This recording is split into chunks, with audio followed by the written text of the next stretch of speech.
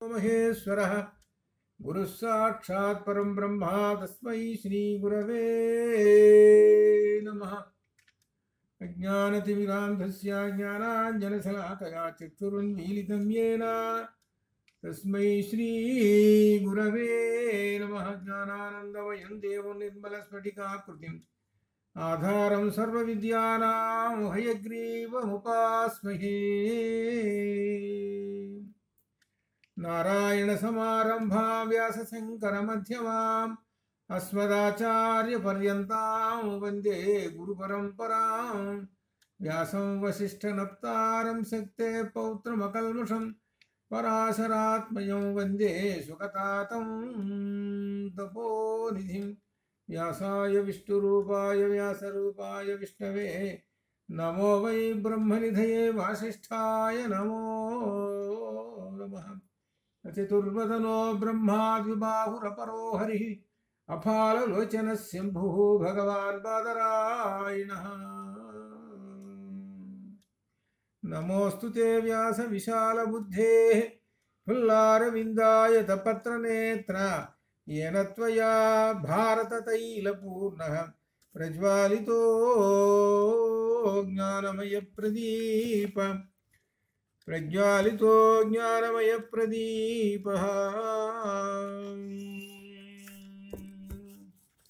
श्रुतिस्मृतिपुराणानाम् आलयं करुणालयं नमामि भगवत्पादं शङ्करं लोकशङ्करम्।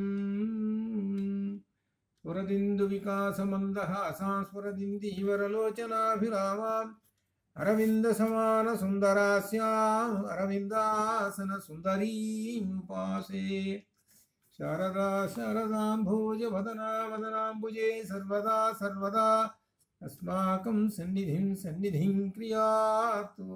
परब्रह्मणे नमः।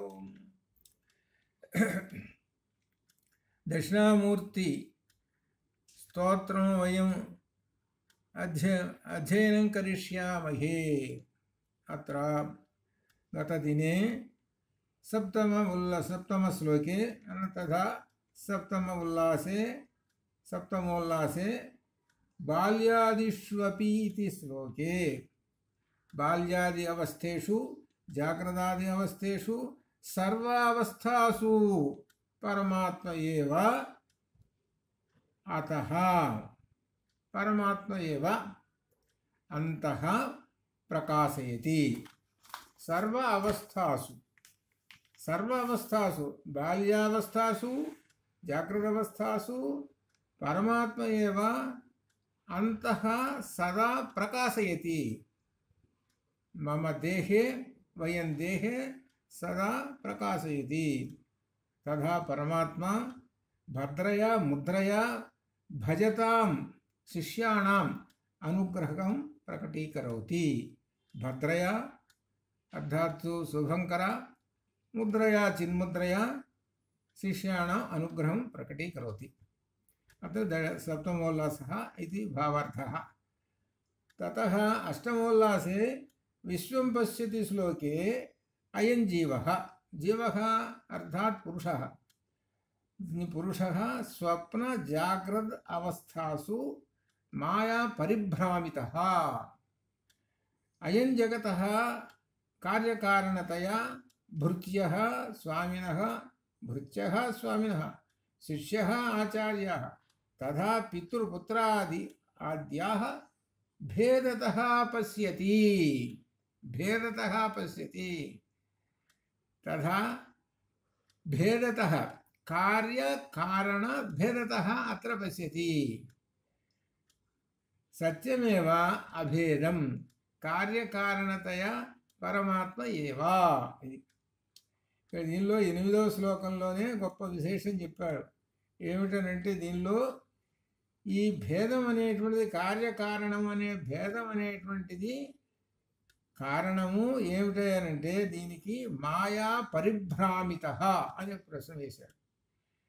స్వప్న జాగ్రత్త అవస్థలలో ఏ విధంగా పరిభ్రామిత అవుతున్నాడో ఈ జగత్తులో కూడా ఈ సమస్తాన్ని కూడా చూసి నీవు ఈ విధంగా పడుతున్నావు. భేదంతో ఇది కార్యము ఇది కారణము అంటున్నావు. కుండను చూశావు ఇది కార్యము అన్నావు, మట్టిని చూసావు, ఇది కారణము అన్నావు, అది కార్యము కారణం అన్నావు. అయితే వాస్తవానికి ఏమిటయ్యానంటే కార్యకారణములు రెండు ఒకటే, అభేదము అని కూడా చెప్పారు. అదే ఆ అభేదమైనటువంటిదే ఏకహ, ఏకమేవ ద్వితీయం బ్రహ్మ, అది అనమాట. చివరికి ఏంటి చెబుతున్నాడు? ఏకమేవ ద్వితీయం బ్రహ్మ అని గ్రహించరా, నీవు మాయా పరిభ్రామిత వలన ఇదంతా భేదత అని అనుకుంటున్నావు. ఆచార్య శిష్య ఉన్నాడు అనుకోండి, ఆచార్య శిష్యతోటి ఏమంటున్నాడు ఆచార్యుడు? తత్వమసి అన్నాడు. తత్వం అసి, ఆ పరబ్రహ్మం నీవే అయి ఉన్నావు. మరి ఆయన కూడా అంతేగా, ఆయన పరబ్రహ్మమే, ఈయన పరబ్రహ్మమే, అందరూ పరబ్రహ్మమే. పరబ్రహ్మం లేకుండా అంటే ఏమిటి లేదు, అందరిలోనూ పరబ్రహ్మం ఉన్నాడు. ఆ పరబ్రహ్మం శిష్యుల్లో వేరుగా, గురువుగారిలో వేరుగా లేరు, అది చెబుతున్నాడు. గురువుగారిలో వేరుగా, శిష్యుల్లో వేరుగా లేరు. వీళ్ళిద్దరూ కార్యకారణతయ, వీళ్ళిద్దరు కార్యకారణతయ. కార్యం శిష్యుడు, కారణము గురువుగారు. కారణం గురువుగారు ఉంటేనే ఈ శిష్య అనేటువంటి వాడు ఏర్పడ్డాడు. అది మనకు ఈ జగత్తులో కనపడుతున్నది. అది ఏమిటయ్యానంటే మాయా పరిభ్రామిత, కానీ వాస్తవానికి అభేదము, ఏకమేవ ద్వితీయం బ్రహ్మ, అదే తత్వమసి అని అష్టమోల్లాసంలో చెప్పుకుంటూ వచ్చాడు. ఆ చివరికి ఎలా తీసుకొస్తున్నారంటే శంకరుల వాళ్ళని తత్వమసిలోకి తీసుకొచ్చారు. ఆ తత్వమసిలోకి తీసుకొచ్చి ఇంకా విశేషాలతోటి చెబుతున్నారు. ఇంకొక విశేషం దీనిలో 9వ ఉల్లాసంలో చెబుతున్నారు. భూరంభాంసి అనలో అనిలోంబరం మహానాథో హిమాంశు మహర్నాథో హిమాంశు పుమాన్ ఇత్యాభాతి చరాచరాత్మకమిదం యస్యైవ మూర్త్యష్టకం. భూరంభాంస్యనలో అనిలోంబరం అహర్నాథో హిమాంశు పుమాన్ ఇత్యాభాతి చరాచరాత్మకమిదం యస్యైవ మూర్త్యష్టకం. నాణ్యత్కించన విద్యతే వివృశతాం యస్మాత్ పరస్మాద్ విభోః. తస్మై శ్రీ గురుమూర్తయే నమ ఇదం శ్రీ దక్షిణామూర్తయే. ఇంతటితోటి అష్టకం పూర్తయిపోతుంది. అష్టకం అంటే 8 ఇవి ఈ శ్లోకంతో. దీనిలో ఏం చెబుతున్నారంటే గొప్ప విశేషాలు దీనిలో చెబుతున్నారు అన్నమాట. దీనిలో ఏమిటనంటే ద్వైతము, విశిష్టాద్వైతము, అద్వైతాలు వస్తున్నాయి ఇందులో.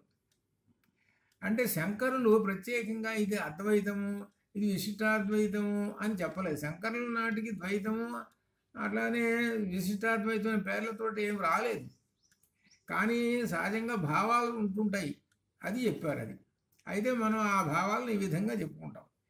అయితే అర్థం ఏం చెబుతున్నాడో చూడండి. దీనిలో భూహు అంబాంసి, అక్కడ పడి తీసుకోవాలి. భూహు అంబాంసి, భూహు అంటే భూమి, అంబాంసి అంటే జలము, నీళ్ళు. భూహు అంబాంసి అనలహ, అనలహ అంటే అగ్ని, అనిలహ వాయువు, అంబర ఆకాశము. ఇప్పటికి 5 అహర్నాథ, అహహనాథ, అహహ అంటే పగలను కలిగించే నాథుడు. ఇది పగలు వచ్చిందండి అని చెప్పడం కారణం ఎవరు? ఆ కారణము సూర్యుడు. పగటికి కారణం ఎవరు? సూర్యుడు. కాబట్టి ఇక్కడ సూర్యుడు. తర్వాత హిమాంశు చంద్రుడు. హిమ అంశు అంటే చల్లని కిరణములు కలిగినటువంటి వాడు చంద్రుడు. కాబట్టి 5, 2, 7 అయినాయి. ఇప్పుడు ఇక 8 పుమాన్ అంటే పురుషుడు లేక జీవుడు. మొత్తం ఎంతమంది అయినారు? 7, 1, 8. 8 మంది అయినారు. ఈ 8 మందిని అష్టకం, మూర్తి అష్టకం అని అంటాం. ఈ మూర్తి అష్టకాన్ని గురించి చెబుతున్నాడు. నిత్యాభాతి, నిత్య ఆభాతి బాగా ప్రకాశించుతున్నారు. ఏమిటి? ఇదం చరాత్మక ఇదం చరాచరాత్మకం ఇదం చరాచరాత్మకం చరాచరాత్మకం ఇదం చర అచర ఆత్మకం అనే స్థావర జంగమములు. చర అంటే జంగమము అంటే నడిచేవి అంటే ప్రాణులు, అచర నడవనివి స్థిరాలు. ఇదం ఇది జగత్తును వివరించారు. జగత్ అంటే ఏమిటయ్యా అనంటే స్థావర జంగమములు అని అర్థం. ఈ స్థావర జంగమములు మూర్త్యష్టకం ఈ 8 వలన నిత్య ఎల్లప్పుడూ ఆభాతి ప్రకాశించుతూ ఉన్నాయి. అది ఆభాతి. ఆ భాతి భాత భాంతి భాసి భాత భాత భామి భావ భామ. ఇది భాతి భా దీప్తౌ అనే క్రియాపదం. ఈ క్రియాపదంలో ఫస్ట్ టెన్స్ అన్నమాట ఇది భాతి. ఆ భాతికి ఆంగం ఉపసర్గం చేరిస్తే బాగా ప్రకాశించుతున్నది అని అర్థం. నిత్యం ఎల్లప్పుడూ ఆ భాతి ఏమిటి? ఈ స్థావర జంగమమైనటువంటి ఈ జగత్తు ప్రకాశిస్తున్నది అని చెబుతూ ఇంకా ఏం చెబుతున్నారంటే ఇక విశేషము ఇక్కడ నాణ్యత్ కించన విద్యతే విమృశతాం యస్మాత్ పరస్మాద్ విభోః. ఇక్కడ ఈ విశేషం విమృశతాం అనేటువంటి ఒక పదం. ఈ విమృశతాం అనేటువంటి పదం ఏమిటంటే దీనిలో విమర్శించేటువంటి వారికి అంటే దీన్ని గురించి వ్యాఖ్యానం చేసేవాళ్ళు అని అర్థం. ఇప్పుడు మూర్తి అష్టకం చెప్పారు. ఈ మూర్తి అష్టకం ఇదంటే అని చెబుతున్నారు ఆయన. దీని గురించి విమర్శించేటువంటి వాళ్ళు విమర్శ చేయడం బహు తేలికట. అది బాగలేదు ఇది బాగలేదు అట్టుండాలి ఇట్టుండాలని. కానీ చేసేవాడికి తెలుస్తుందండి అంటుంటారు లోకంలో. ఇక్కడ విమర్శించేటువంటి వాళ్ళు వచ్చారు. వాళ్ళు విమర్శతాం. వాళ్ళు ఇదంతా విని ఆ విమర్శించుతున్నారట. ఏమిటయ్యా అనంటే పరస్మాత్ పరమునకు కారణమైనటువంటి వాడు ఎవరు? విభోహో. పరస్మాత్ విభోహో.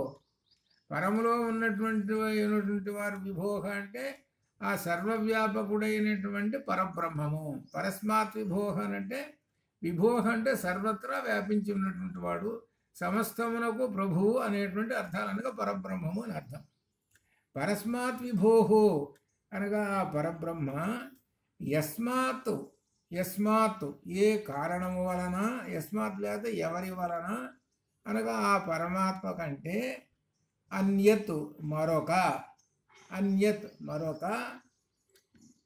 కించన అక్కడ నా అన్యత్ కించన ఆ పదాలు జాగ్రత్త చూడండి. నా అన్యత్ ప్లస్ అన్యత్ తీసుకోవడం నాణ్యత్. దానిలో నా అనేది తీసుకొచ్చి క్రియాపదానికి కలపాలి. క్రియాపదాన్ని ఏంటి? విద్యతే అనేది క్రియాపదం. దాన్ని కలపాలి. నా విద్యతే అదనమాట. అక్కడ అన్యత్ కించన నా విద్యతే.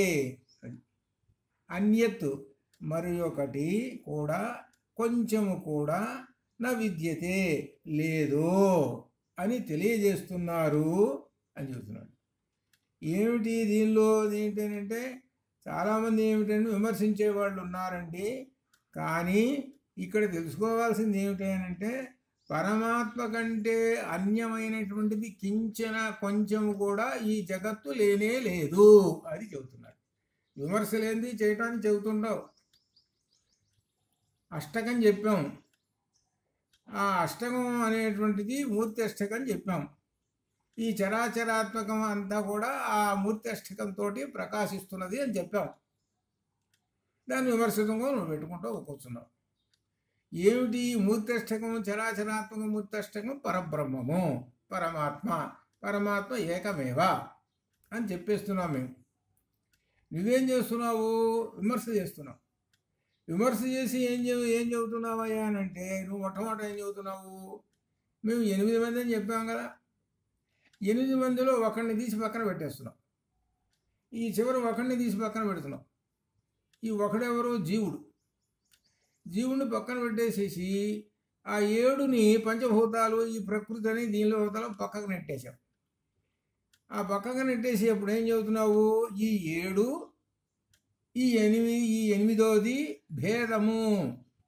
ఈ 7 ఒక పార్ట్గా ఉంటాయి అంటాడు వాడు. ఈ 1 జీవుడు ఒక పార్ట్గా ఉంటాడు. ఇప్పుడేంది, ఇదొకటి అదొకటి 2. ఈ 7 అనేటువంటిది కూడా అంటే ఏమిటి, ఈ సూర్యచంద్రులు పంచభూతాలు 7 అనేటువంటిది కూడా ఈ ప్రకృతి ఇదంతా కూడా ఒకటి. అడుగో జీవుడు అన్నవాడే వాడు ఇంకొకడు. కాబట్టి ఇద్దరున్నారండి. ఇద్దరున్నారు అని అంటే ద్వైతము. ఇది ద్వైత మతం అని ద్వైత మతం ద్వైతులు అంటుంటారట. ఇది విమర్శ చేసి ఈయన ఇట్లా చెబుతుంటే ద్వైతవాదులు ఏమంటున్నారు అని అంటే ఇది ద్వైతం అండి అంటారట. అయిపోయిన తర్వాత ఇంకొకళ్ళు ఉన్నారు, వాళ్ళు బయలుదేరి వచ్చారు. వాళ్ళు ఏం చెబుతున్నారని అంటే చిత్తు అచిత్తు, చిత్తు అచిత్తు విశిష్టుడకు పరమాత్మ. చిత్తు అచిత్తు. చిత్తు ఏమిటి, 8 మందిలో 8వ వాడు చిత్తు. అచిత్తు ఏమిటి, ఈ 7 అచిత్తు. ఈ 8 ఈ 7 అచిత్తు. ఈ 1 7 ప్లస్ 8 ఈ 8తో స్వగత భేదంతో అని చెబుతుంది. చిన్న వచ్చి నిలకబెట్టి చెబుతుంటారు. స్వగత భేదం. తనలోనే ఉన్నాయండి 8, మేము ఒప్పుకుంటాము, ఒకటిగానే ఉన్నాయి, కానీ కొంచెం భేదం కనపడుతున్నదండి. ఏమిటయ్యా భేదం అని అంటే అదిగో జీవుడు అనేవాడు ప్రత్యేకం కనపడుతున్నాడండి, అది విశిష్టం. వీడు ఎటువంటి వాడు ఎట్లా చెబుతున్నాడంటే అద్వైతం వాడు చాలా గమ్మత్తు కామెడీ సాక్ష్యం అని ఇదివరకు ఒక గమ్మత్తుగా ఒక మాట చెబుతుంటారు. ఏమన్నా కొట్టుకుంటున్నారుగా నేను చూడలేదండి అంటే అట్లా ఉంటుంది వీళ్ళు చెప్పేది.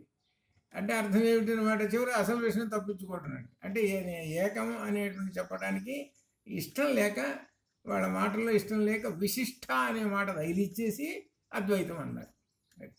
అద్వైతమే కానీ విశిష్ట అనేది తగిలిస్తున్నాము అని చెప్తున్నారు. ఏమిటి విశిష్టం అంటే ఆ 8 మందిలో ఈ ప్రత్యేకంగా స్వగతంగా చూస్తుంటే ఆ 8వ వాడు ఉన్నాడే వాడు భేదంగా కనపడుతున్నాడండి మా కంటికి. వాడు ఒకడు, మిగిలిన 7 సరేనండి.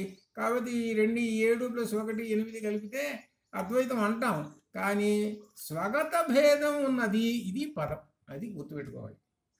స్వ అంటే వాటిల్లో 8 మందిలో భేదం కనపడుతున్నదండి అని ఎవరు విశిష్టాద్వైతం అంటారు. ఇది ఈ విశిష్టాద్వైతం ఇట్లా చెబుతున్నారు. ఈ విమర్శ ఎందుకు ఇక్కడ ఒక పదం వేసాడు, విమృశతాం, ఆ పదం అన్నమాట అది. సరే, ఇంకా 3వ వాళ్ళు బయలుదేరారు.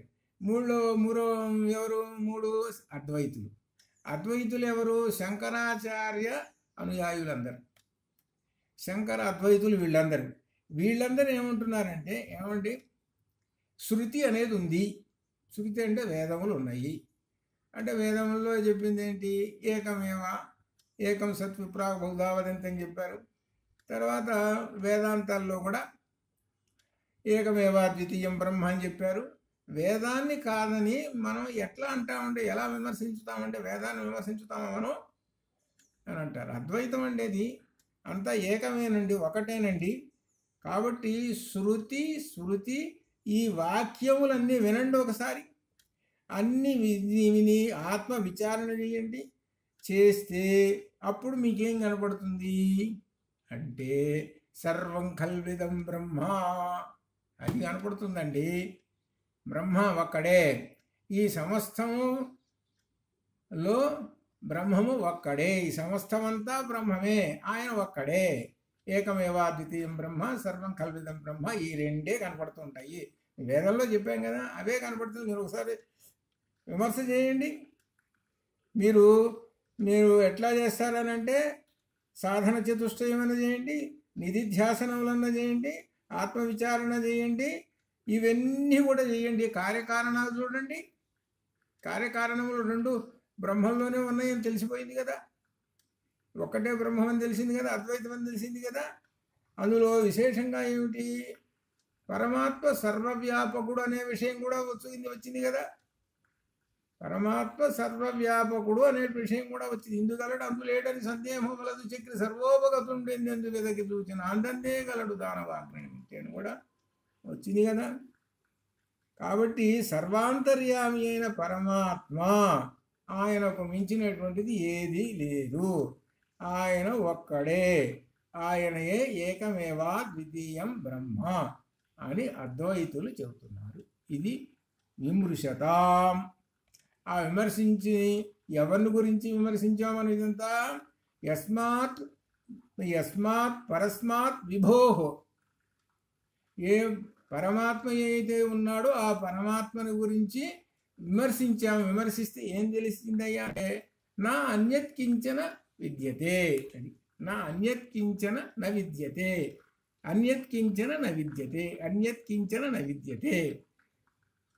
కొంచెము కూడా పరమాత్మ కంటే భిన్నమైనటువంటిది కొంచెము కూడా ఈ జగత్తు లేనే లేదు. సమస్తము ఈ జగత్తులో కించన, ఏ కొంచెం అణువైనా ఉన్నా సరే అది కూడా అంతా పరమాత్మయేను. అందుకనే ఈశోపనిషత్తులో ఈశావాస్యమిదగం సర్వం యత్కించ జగత్యాన్ జగతు, అది దీనికి మూలం మంత్రం. అది యత్కించ జగత్యాన్ జగతు. యత్కించ, ఏ కొంచెమైనటువంటిది ఉన్నా ఆ జగత్తులో అది ఈశౌ అస్య, అస్య ఈశౌ, అస్య జగతః ఈశః, అస్య జగతః ఈశః, అస్య జగతః ఈ జగత్తు ఈశః, ఈశ్వర స్వరూపము. ఆ కించిత్ కొంచెం ఏదైనా సరే ఉన్నా సరే అది కాదండి అంటున్నామో కాదు, కొంచెమైనా సరే ఏమాత్రం వదిలిపెట్టకుండా అని అర్థం. అంతా ఈశ్వర స్వరూపమే అని మనకు శృతి చెబుతూ ఉన్నదండి అని చెబుతున్నా. అని చెబుతూ దీనిలో విశేషంగా చెప్పేది ఏంటంటే ఈ జగత్తు ఎలా నడుస్తున్నది, ఇది భౌతికంగా చూస్తుంటుంటే కనబడుతున్నటువంటి విషయం సత్యాన్ని శంకరులు చెబుతున్నారు. ఏమిటి? పంచభూతాలు, అలానే సూర్యచంద్రులు, అవి 7గురిలో ఈ జీవుడు కలిసి ఉన్నాడు. జనరల్ పాయింట్ చెప్పేసేసాడు. ఈ పంచభూతాలు ఎక్కడి నుంచి వచ్చినాయి అండి? ఆత్మన ఆకాశే సంభూత. ఇది మంత్రం మీ అందరికీ వచ్చి ఉండొచ్చు. ఇది తైత్తీర్యంలో ఉన్నది, చాలా ముఖ్యమైనటువంటి పంచభూతాలు. ఆత్మన ఆకాశే సంభూత, ఆకాశాత్ వాయు, వాయోరగ్ని, అగ్నిరాప, ఆప పృథివీ. పృథివీ నుంచి వచ్చింది ఏమిటండి? పృథివీభ్యో ఓషధయ, ఓషధీభ్యో అన్నం, అన్నాత్ రసః, రసాత్ పురుషః. ఇట్లా వరుసగా క్రమక్రమంగా వచ్చి చివరికి పురుషుడు వచ్చాడు. ఆ పురుషుల్లో ఎవరున్నారు? పురుషుల్లో దారంలాగా ఎక్కడి నుంచి ప్రారంభమైంది? ఆత్మనః అనగా పరమాత్మ నుంచి ప్రారంభమైంది. ఆ పరమాత్మ చివర పురుషుడిలో జీవుల్లో వచ్చి కూర్చున్నాడు. అట్లా వరుసగా వచ్చి కూర్చున్నాడు. ఆ వరుసగా వచ్చి కూర్చున్నాడు కదా, పంచభూతాల్లో ఉన్నాడు. ఆ పంచభూతాల్లో చివరిదైన భూమి ఉన్నది, ఆ భూమిలో కూర్చున్నాడు. ఆ భూమి నుంచి వరుసగా ఏమొచ్చినాయి అన్నమాట? ఔషధులు వచ్చినాయి. ఆ ఔషధుల నుంచి అన్నం వచ్చింది. ఆ అన్నం అనేటువంటిది కూడా మనకు తెలిసింది, అన్నం బ్రహ్మేద్విజనాథ్ వచ్చింది. అన్నం నుంచి పురుషుడు వచ్చాడు, ఈ విధంగా కూడా తెలిసింది. ఇట్లా వచ్చింది. కాబట్టి ఇదంతా ఏంటి? ఈ సమస్తములో బ్రహ్మము వ్యాపించి ఉన్నాడు. అందుకనే పూసలలో దారం వలె ఈ బ్రహ్మము అంతా వ్యాపించి ఉన్నాడు. కనుకనే ఈ జగత్తు మనకు ఇలా నిలబడి మనకు కనబడుతూ ఉన్నది అని చెబుతున్నాడు. అట్లా అనమాట అని చెబుతున్నాడు. అటువంటి ఆ జగత్తు బ్రహ్మము ఒక్కటే ఆ జగత్తులో. కాబట్టి వాళ్ళ విమర్శలు ఉన్నాయి చూశారు, ఆ విమర్శలన్నింటినీ తిప్పి కొట్టేసేసారు వాటిని. కాబట్టి అటువంటి ఆ విమర్శలను కూడా పక్కన పెట్టేసేసి ఏం చెబుతున్నారు? అన్యత్ కించన న విద్యతే, అది తెలుసుకోండి. అన్యత్ కించన న విద్యతే, అన్యత్ కించన, అన్యత్ కించన న విద్యతే, న విద్యతే లేదు అని తెలుసుకో. పరమాత్మ కంటే అన్యత్ మరొకటి కించన కొంచెమైనను న విద్యతే లేదు అని తెలుసుకో అని చెప్తున్నారు. అంతా పరమాత్మయే, ఆ పరమాత్మ ఏకమేవా ద్వితీయం బ్రహ్మ అని ఎవరు బోధిస్తున్నారు? తస్మై, ఆ శ్రీ గురుమూర్తయే నమ ఇదం శ్రీ దక్షిణామూర్తయే అని చెబుతున్నారు. చివరికి చెప్పింది మనకు 2 మంత్రాలని చెప్పారు. ఏకమేవాద్వితీయం బ్రహ్మ, సర్వం కల్విదం బ్రహ్మ అనేటువంటి ఈ 2 శృతి మంత్రాలను తీసి ఇందులో నిక్షిప్తం చేసి చెప్పుకుంటూ వచ్చారు. ఆ పక్కన విమర్శ ఎవరైతే చేస్తున్నారో ఆ విమర్శ చెప్పాడు. ఆ విమర్శని పక్కకు నెట్టేసేసాడు. ఎట్లా నెట్టేసేసాడయ్యా అని అంటే, అన్యత్ కించన నవిద్యతే చరాచరాత్మక విధం, దాంతో నెట్టిపారేశాడు. ఆ పరమాత్మ కన్నా మించినట్టు కొంచెమైనటువంటిది ఈ జగత్తులో లేదయ్యా, మీ వ్యాఖ్యానాలు మీ ఉపన్యాసాలను పక్కన పెట్టండి అన్నారు. దాంతో ద్వైతము విశిష్టాద్వైతం నెలకొని కూర్చున్నారు. అద్వైతులు మాత్రము ఆ శృతి ప్రమాణాన్ని పట్టుకొని వాళ్ళు ఆ పరమాత్మ ఒక్కడే, సమస్తంలో పరమాత్మ నిండి ఉన్నాడనని శృతి వాక్యాలని మననం చేసుకుంటూ పరబ్రహ్మను ధ్యానం చేస్తున్నారని అయిపోయిందండి. ఇప్పుడు దీంతో ఇప్పుడు ఫలశ్రుతి చెబుతున్నాడు. చివరిన 10వ దానిలో ఫలశ్రుతి. సర్వాత్మత్వమితి స్ఫుటీకృతమిదం యస్మాదముష్మిన్ స్తవే తేనాస్య శ్రవణాత్ తదర్థమననాత్ ధ్యానాచ్చ సంకీర్తనాత్ సర్వాత్మత్వ మహావిభూతి సహితం స్యాదీశ్వరత్వం స్వతః సిద్ధ్యేత్ తత్పురుషః సిద్ధ్యేత్ తత్పునః సిద్ధ్యేత్ తత్పునః అష్టధా పరిణతం చ ఐశ్వర్యమవ్యాహతం. ఇక్కడ విశేషం ఏం చెబుతున్నాడు ఈ శ్లోకం వలన? సర్వాత్మత్వమితి స్ఫుటీకృతమిదం ఇదం అని ఈ విధంగా ఈ శ్లోకాలు చెప్పుకుంటూ వచ్చారు. అష్టకం ఇతి అని చెప్పుకుంటూ వచ్చారు. ఇది ఈ అష్టకంట. అముష్మిన్ స్తవే యస్మాద్ అముష్మిన్ స్తవే అని మొదలే. అముష్మిన్ స్తవే అనగా అముష్మిన్ అంటే పవిత్రమైనటువంటి ఇదం స్తోత్రం. ఈ స్తోత్రం పవిత్రమైనటువంటిది. అది ఎటువంటిది అని అంటే సర్వ ఆత్మత్వం, సర్వము ఆత్మస్వరూపమే అని చెప్పారు. అందుకనే సర్వం ఆత్మస్వరూపమే అని అంటే సర్వం కల్పితం బ్రహ్మ అనే మాటని ఇలా చెప్పాడు. అది సర్వ ఆత్మత్వం, సర్వము ఆత్మస్వరూపమే. యస్మాత్ ఎందుకంటే తేన ఆ కారణముల చేత. ఏమిటి ఆ కారణములు? ఇప్పుడు 8 శ్లోకాలు చెప్పారు. ఈ 8 శ్లోకాలలో ఏమిటయ్యా నీకు మనకు లక్ష్యం? దానిలో తెలిసింది ఏమిటయ్యానంటే సర్వాత్మకత్వము తెలిసింది. అనగా సర్వము బ్రహ్మమే అని తెలిసింది. అది అర్థం. వీటిల్లో ఈ 8 చదువుకోవటం వలన ఏమి తెలిసింది అనంటే సర్వము ఆ బ్రహ్మమే అనేటువంటిది తెలిసింది అని చెబుతున్నారు. ఇక్కడ ఏందో అస్య ఈ స్తోత్రం వలన అంతా తెలిసింది. ఏమిటి ఈ స్తోత్రము? శ్రవణం అంటే వినటం వలన తెలిసిపోయింది అని చెబుతున్నాడు. తెలిసింది.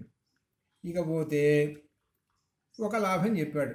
ఏంటి? వినటం వలన అంత సర్వాత్మకత్వము అనేటువంటి విషయం నాకు అర్థమైందండి అని చెబుతున్నాడు. శిష్యుడు గారు చెబుతున్నారు. ఆచార్యులు గారు చెప్పారు. ఆచార్యులు గారిని దక్షిణామూర్తి గారు చెప్పారు.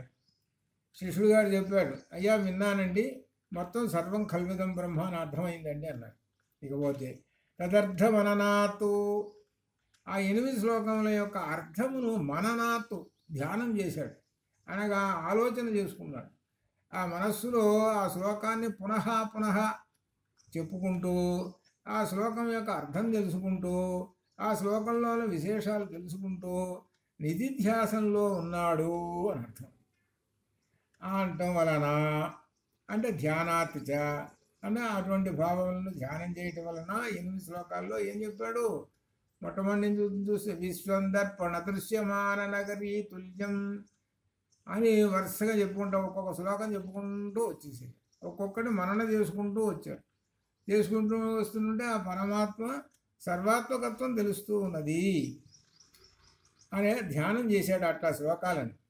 ఆ శ్లోకాలను ధ్యానం చేసి ఏం చేస్తున్నాడు? ఆ శ్లోకాలని సంకీర్తనాతో పెద్దగా చదువుతున్నాడు ఆ శ్లోకాలని. అందువలన ఆ శ్లోకాలని చదువుతున్నాడు, లేక ఆ శ్లోకాలను ఇంకొకళ్ళకి చెబుతున్నాడు. ఆ వలన సర్వాత్మత్వ మహావిభూతి సహితం, ఇది ఇక్కడ పదం. సర్వాత్మత్వ మహావిభూతి సహితం, ఇది ఒకటే మాట. సర్వ ఆత్మత్వం మహావిభూతి సహితం. సర్వాత్మత్వ భావము అను మహావిభూతి సహితం. మహావిభూతి, విభూతి అంటే ఐశ్వర్యం, మహావిభూతి అంటే మహా ఐశ్వర్యం అని అర్థం అన్నమాట. ఇక్కడ సర్వ ఆత్మత్వ భావం అనేటువంటి మహా ఐశ్వర్యముతో సహితం కూడిన, అనగా అర్థం ఏంటంటే ఉన్నత స్థితి. మహా ఐశ్వర్యం అంటే ఉన్నత స్థితి. సర్వాత్మత్వ భావం అనేటువంటిది ఉత్తమమైనటువంటి స్థితి అని చెబుతున్నాడు. అంటే ఈ సాధకుడు ఏం చేస్తున్నాడు? ఈ 8 శ్లోకాలని నిధిధ్యాస మననాలు చేసుకుంటూ ఉన్నాడు. చేసుకోవడం వలన ఇతడు ఉత్తమ స్థితిలోకి చేరాడు. చూడండి ఎంత చెబుతున్నాడు. ఈ 8 శ్లోకంలో అర్థం చేసుకోవడం వల్ల ఉత్తమ స్థితిలోకి చేరాడట. సహజంగా మనం ఏంటంటే వేదాంతాలు ఉపనిషత్తులన్నీ చదువుకుంటే కానీ పరబ్రహ్మం అని చెప్పుకుంటాం. ఆ యొక్క శక్తి అంతా, ఆ ఉపనిషత్తుల్లో ఉన్న సారం అంతా 8 శ్లోకాల్లో పెట్టాడు. అది అర్థం. కాబట్టి ఉత్తమ స్థితిలో చేరి ఈశ్వరత్వం పరమేశ్వర భావమును స్వయంగా సిద్ధ్యేతి సిద్ధించును. చివరికి ఆ పరమేశ్వర స్వభావమును తాను స్వయంగా సిద్ధించుకుంటాడు అని చెప్పాడు. చెప్పిన తర్వాత పునః మరల అన్యథా అష్టధా, పునః అష్టధా 8 విధములుగా పరిణితం పరిణామము చెందినటువంటి తత్తు ఆ ప్రసిద్ధముకు అవ్యాహతం అడ్డులేని ఐశ్వర్యంచ, ఈశ్వరభూతి అంటే ఈశ్వరుని యొక్క, పరమేశ్వరుని యొక్క భూతి అంటే ఐశ్వర్యం. ఆ 8 పరమేశ్వరుని యొక్క ఐశ్వర్యము, అది ఒక దివ్య స్థితి అని తెలుసుకుంటాడు. చివరికి ఏమని తెలుసుకున్నాడు? మూర్తి అష్టకం అనేటువంటిది ఈ పరమేశ్వర తత్వం అంతా అర్థం చేసుకున్న తర్వాత చివరికి 8 ఎవరు అని అంటే పరమేశ్వరుని యొక్క విభూతి అని తెలిసేశాడు. పరమేశ్వరుడు ఒక్కడే. ఇదే అద్వైతం చివరికి చెప్పేశాడు. ఈ అద్వైతం చివరికి ఇది చెప్పేశాడు. ఈ 8 చదివితే ఏం తెలుసుకున్నాడయ్యా అని అంటే, అర్థం చేసుకుంటే ఈ 8 మూర్తి, ఈ 8 కూడా పరమేశ్వర స్వరూపమే అని తెలుసుకున్నాడు. కనుక ఏకమేవాద్వితీయం బ్రహ్మ సర్వం కల్పితం బ్రహ్మ అనేటువంటిది అర్థం చేసుకున్నాడు అని తెలుస్తున్నది. ఇంకొక విశేషం దీనిలో, ఇంకొక అర్థంగా ఈ 8 శ్లోకములు వినటం వలన, మననం చేయడం వలన, ధ్యానించటం వలనను, సంకీర్తనం చేయడం వలన, సంకీర్తనం అంటే పారాయణ చేయటం వలనను ఆయనకి ఏం కలుగుతుంది? ఫలశ్రుతి అంటే సర్వాత్మభావము కలుగుతుంటుంది. సర్వాత్మభావము సత్య జ్ఞానానంద పరమేశ్వర భావము. అంటే సత్యం జ్ఞానం అనంతం బ్రహ్మ, అది సత్యం జ్ఞానం అనంతం బ్రహ్మ అని మనకు ఇందులో తైత్తీర్యంలో వచ్చింది. ఈ భావం కలుగుతుంది. చివరికి ఎక్కడికి వచ్చాడు? మన శంకరాచార్యుల వారు మన చేత ఏం చెప్పిస్తున్నారంటే సత్యం జ్ఞానం అనంతం బ్రహ్మ సచ్చిదానంద స్వరూపములోకి తీసుకొచ్చేసేసాడు. అలా చివరికి లక్ష్యం, చివరికి ఈ అష్టకం యొక్క లక్ష్యం ఏమిటి అని అంటే దీనిలోకి చేరతారు. ఇదంతా ఏమిటంటే 8 శ్లోకాలని మనన చేసుకొని వాటి అర్థం తెలుసుకొని ఎవరైతే ఈ సంకీర్తన చేస్తుంటారో, పారాయణ చేస్తుంటారో వాళ్ళకి ఆనంద స్వరూపం, ఆనందము కలుగుతుంది. ఆనంద స్వరూపమైన పరమాత్మ యొక్క భావం, పరమేశ్వర భావమే కలుగుతుంటుంది. వాళ్ళకి నేనే పరమేశ్వరుడిని, అహం బ్రహ్మాస్మి, అహం బ్రహ్మాస్మి అని అయిపోతాడు వీడు. దీనిలో మనకు మహావాక్యాల్లో వచ్చింది కదా, అట్లా అహం బ్రహ్మాస్మి అని అయిపోతుంది. ఇది దీనిలో చెబుతున్నటువంటి విశేషమైనటువంటిది పరమేశ్వర భావము. ఇది 8 విధములైనటువంటి పరమేశ్వరుని యొక్క ఐశ్వర్యము అని చెబుతున్నాడు అన్నమాట. ఇది ఇంకొక అర్థం చెబుతుంటారు. ఏమిటంటే అన్నారు కదా, 8 విభూతులు అన్నారు కదా. 8 విభూతులు అంటే ఇంకొక అర్థంలో పోతున్నానంటే అన్నాడు. ఏమిటంటే అష్టసిద్ధులు: అణిమ, గరిమ, మహిమ, లఘిమ, ప్రాప్తి, ప్రాకమ్య, ఈశత్వం, వశిత్వం, ఇట్లా 8 సిద్ధులు ఉన్నాయి. అష్టసిద్ధులు, ఈ ఐశ్వర్యములు అంటారు. వీటిని ఐశ్వర్యములు అంటారు. సహజంగా ఐశ్వర్యములు అంటే మరి ఇంకొక అర్థం ఉన్నది, అది పక్కన పెట్టేసేద్దాం. ఇక్కడ అష్టసిద్ధులు, ఇవి కూడా విభూతులు. ఈ విభూతులు సాధకుడు తన ఇచ్ఛానుసారము అప్రతిహతముగా కలుగుతాయని సాధకుడికి ఒక సంప్రదాయం చెబుతుంటారన్నమాట. ఇది సిద్ధులు సంపాదించుకుంటారు. ఎలా సంపాదించుకుంటారంటే వాళ్ళు షట్చక్ర భేదన చేసి వాళ్ళు ఈ శక్తుల్ని వశీకరణ చేసుకుంటారు. ఏది అణిమ, గరిమ, లహిమ ఇటువంటి శక్తుల్ని వశీకరణ చేసుకుంటారు. ఇవి అన్నమాట, ఈ శక్తులు వశీకరణ చేసుకుంటారు. అయినను ఇవి పరమార్థము కావు. చివరికని ఈ శక్తుల్ని వశం చేసుకున్నారు. ఈ శక్తుల్ని వశం చేసుకున్నటువంటి వాళ్ళు ఇవి పరమార్థం కాదు అని చెబుతున్నారు. ఇక్కడ ఎందుకంటే చెబుతున్నది ఒక ఉదాహరణ. సుందరకాండలో ఆంజనేయ స్వామి గారు ఉన్నారు. మనం అంటారు అందరూ అష్టసిద్ధికే నిలయ, ఏదో మనకి దీన్ని హనుమాన్ చాలీసాలో కూడా ఏదో ఒక లైన్ ఒకటి ఉంది, అష్టసిద్ధికే అని చెబుతుంటుంటారు. అది అష్టసిద్ధులు పొందినటువంటి వాడు అని. అష్టసిద్ధులు పొందినవాడు కాబట్టి కొండంత అవుతాడు, చీమంత అవుతాడు. మరి ఎన్ని చేశాడు బాగానే ఉంది. మరి అమ్మవారిని అష్టసిద్ధులు ఉన్నాయిగా చూశాడా? మరి ఏమైపోయినాయి అష్టసిద్ధులు ఉన్నాయి. అందుట్లో అంత దూరం పరిగెత్తుకుంటూ పోయినాడు, కొండంత అయినాడు. చెప్పలేము, ఎంత బుద్ధిమంతుడో చెప్పలేము. అన్నీ ఉన్నాయి, అష్టసిద్ధులు ఫుల్ ఉన్నాయి. ఆ సూర్యుడి దగ్గర నేర్చుకున్నాడు, వేదాలు నేర్చుకున్నాడు, అష్టసిద్ధులు అన్నీ నేర్చుకున్నాడు. సరే, అమ్మవారిని దర్శనం చేసుకున్నాడు. అమ్మవారిని దర్శనం చేసుకోలేక ఏడ్చాడు. నేను చచ్చిపోతానని అనుకున్నాడు. చూడు, మరి అష్టసిద్ధులు ఉన్నాయిగా, మరి అష్టసిద్ధులు నీకు పనిచేయాలిగా. మరి అదే అనమాట ఇక్కడ. అందుకని అష్టసిద్ధులు ఏంటి, సాధకుడు సాధించుతుంటాడు. ఒక సంప్రదాయంగా సాధించుకొని వశీకరణం చేసుకొని ఈ జగత్తులో వశం చేసుకొని జగత్తులో కొన్ని కార్యక్రమాలు చేస్తూ ఉంటుంటాడు. ఆంజనేయ స్వామి వారి మాదిరి అట్లా అనమాట. అంతేగాని ఈ అష్టసిద్ధులు ఉన్నాయే, ఇవన్నీ కూడా పరమేశ్వర సర్వశక్తిమత్వముగా గ్రహించుట అనేటువంటిది కాదు. ఇది సర్వాత్మత్వము కాదు. ఇన్ని అష్టసిద్ధులు ఉన్నా చివరికి ఆంజనేయ స్వామి వారు ధ్యానంలో కూర్చొని ధ్యానంలో పరమాత్మని గురించి ధ్యానం చేయాలి అని అప్పుడు తెలుసుకున్నాడు. పరమాత్మని గురించి ధ్యానం చేయాలి అని అప్పుడు తెలుసుకుని కూర్చొని ధ్యానంలో నిధిధ్యాసంలోకి అప్పుడు పోయినాడండి. ఆ నిధిధ్యాసంలోకి పోయి అప్పుడు కాసేపు ధ్యానం చేసేటప్పటికి నమోస్తు అని మొదలుపెట్టాడు. రామాయ సలక్ష్మణాయ అని మొదలుపెట్టాడు. అది రామాయణంలో టర్నింగ్ పాయింట్ శ్లోకం, టర్నింగ్ పాయింట్ అంటారు. అదే టర్నింగ్ చేసింది, మొత్తం రామాయణం మొత్తాన్ని టర్నింగ్ చేసింది. రామాయణంలో హనుమంతుడు లేకపోతే రామాయణం లేదు. రాముల వారితోటి కథ ఎంత చెప్పుకున్నా కానీ హనుమంతుడు లేనిదే ఏమీ లేదు.